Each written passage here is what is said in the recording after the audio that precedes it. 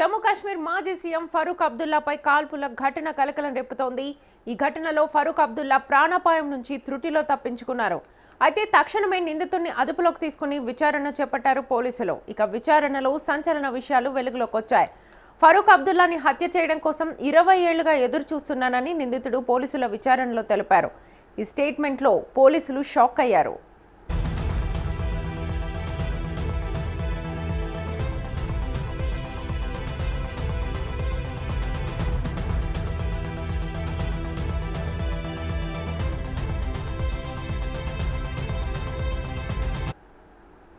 జమ్మూలోని greater Kailash వద్ద ఫరూక్ అబ్దుల్లా ఒక పెళ్లి వేడుకకు హాజరై వెనుదిరుగుతున్నారు.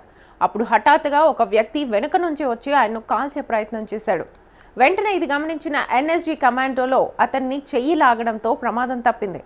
అయితే నిందితుడు 65 ఏళ్ల కమల్ సింగ్ అని అతడు జమ్మూకు చెందిన పురానాస్ మండి ప్రాంతానికి చెందిన వ్యక్తిగా గుర్తించారు.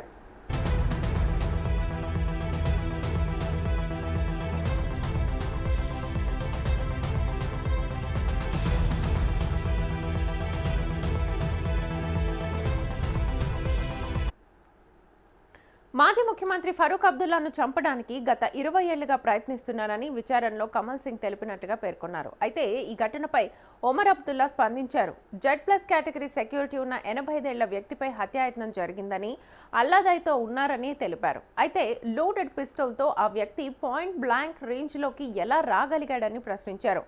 అతడి పక్కకు ఉన్న సెక్యూరిటీ మాత్రమే అతన్ని కాపాడగలిగారని అన్నారు. ఇందులో సమాధానాల కంటే ప్రశ్నలే ఎక్కువగా ఉన్నాయని అన్నారు.